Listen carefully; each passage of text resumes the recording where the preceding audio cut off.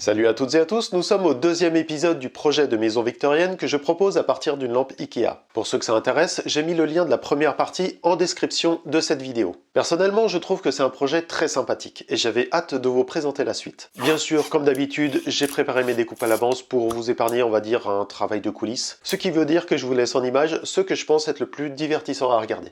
Et c'est parti pour l'épisode 2. Naturellement, je reprends là où j'en étais. Après quelques croquis, j'avais proposé un assemblage pour la face avant et la face arrière. J'ai joué sur des similitudes pour garder le même esprit sur l'intégralité de la maison. Maintenant, il faut que je garde le même style sur les côtés, malgré le fait qu'on n'a pas les mêmes pentes de toit et que les fenêtres de côté soient vraisemblablement plus larges. J'aime bien le rendu sur les fenêtres de la face avant. Elles sont très verticales et donnent l'impression que la maison est étroite mais très haute, un peu comme une tour. Seulement, avec la largeur des fenêtres de côté, on perd cette verticalité. Donc, je décide de partager les fenêtres, non pas en 2 parties, mais en 3 parties, avec l'idée de pouvoir ouvrir la partie centrale si on s'imaginait la maison en taille réelle. Pour le moment, je me suis attaqué au côté le plus simple pour faire mon essai. Et je dis ça parce que sur mon croquis, j'avais eu l'idée de positionner une extension sur le côté droit de la maison. Ça demande un peu plus de travail, mais je vais m'y tenir. Et surtout, maintenant que je l'ai dessiné comme ça, j'arrive plus vraiment à imaginer la maison autrement. En plus de ça, j'ai l'impression que ce style me rappelle quelque chose. Pour le moment, je vais construire l'extension en carton plume, comme pour tout ce que j'ai déjà installé. C'est léger, facile à manier, et avec la colle acrylique, ça colle étonnamment bien sur la surface métallique de la lampe. Par contre, il faut que je cache le trou des fenêtres que je viens de tailler. Et ça, avec du papier. Ça donnera une lumière moins forte sur l'extension, mais je garderai ce style de page blanche qui est proposé sur l'objet d'origine.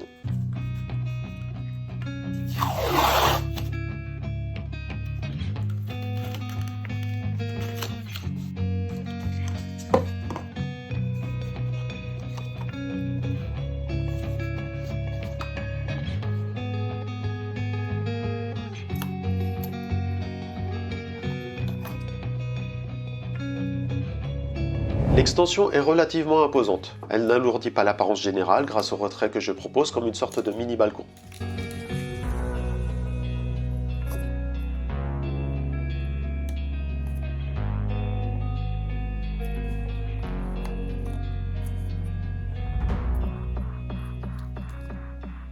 Si on était dans la réalité, je ne pense pas que cette maison serait aussi petite qu'elle ne le paraît, parce que la hauteur de chaque étage serait théoriquement plus grande que celle d'une maison classique. Mais ça, c'est juste un avis personnel. En tout cas, cette extension prend forme, et je suis bien content de l'avoir gardée. Plus qu'à voir ce que ça donne avec l'éclairage.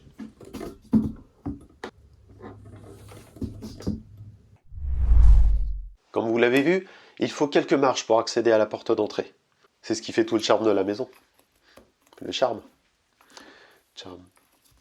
Mais c'est ça en fait. Et oui, c'est à ça que j'ai inconsciemment pensé en faisant cette maison. Les séries des années 90 avec les sœurs Halliwell et leur manoir qui leur servait de champ de bataille, ça vous dit quelque chose? Il y a aussi une extension là. Bon, c'est pas identique, mais on ressent bien la référence, vous ne trouvez pas? Allez, pour la nostalgie, je vais m'inspirer des mêmes couleurs. Enfin, disons d'une manière simplifiée. Je vais faire des murs rouges, des boiseries blanches et des cadres de fenêtres noires. Pour le blanc et le noir, ça va être bon. Mais pour le rouge, j'ai appris quelque chose d'intéressant sur un autre de mes projets. Regardez le train Ikea que j'ai déguisé en version Harry Potter. Harry Potter. J'ai un peu foiré sur le rouge entre la motrice et les voitures. Je m'explique. Ici, la motrice apparaît en rouge foncé, alors que les voitures ressortent en rouge clair. Et pourtant, c'est la même couleur, à part que j'ai posé le rouge sur une motrice qui était noire contre une voiture qui était blanche. Et je m'imaginais qu'avec 2 ou 3 couches de rouge, il n'y aurait plus eu de différence. Grave erreur, Jamy, parce que ta peinture, c'est de la merde! Donc je vais uniformiser la maison en faisant une sous-couche grise, plus ou moins claire, avec un premier gris plus ou moins foncé pour couvrir plus ou moins la transparence du carton plume contre l'éclairage. C'est plus ou moins compréhensible, non? Plus ou moins. Plus ou plus moins?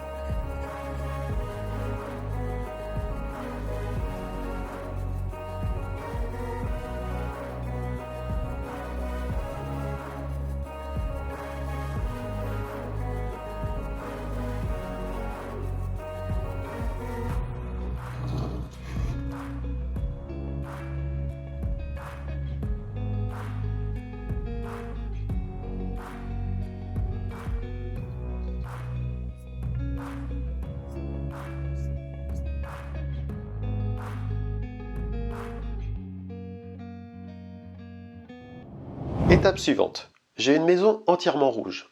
Techniquement, j'ai la forme de la toiture, mais ce n'est pas la toiture. Tu n'arrives pas à me suivre? Moi non plus.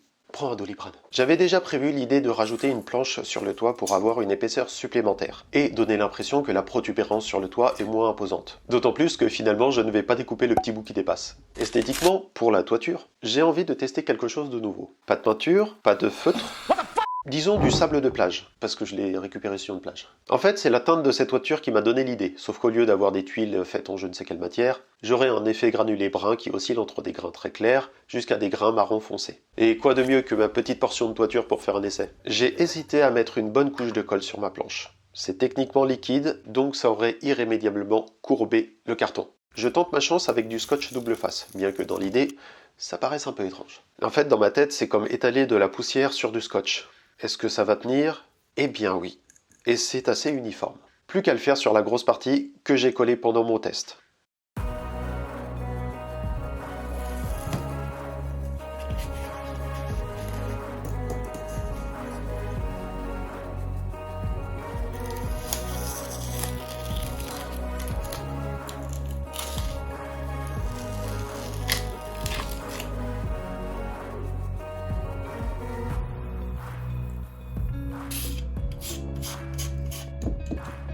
Évidemment, j'en fous de partout, mais bon. Le résultat est totalement celui que j'avais imaginé. Et mieux que ça, l'association des couleurs entre la toiture et les murs est plutôt convaincante.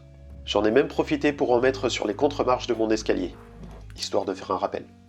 La maison avance bien, mais il y a encore beaucoup de détails à placer, à commencer par la pose des fenêtres. Mais ça, ce sera pour un dernier épisode.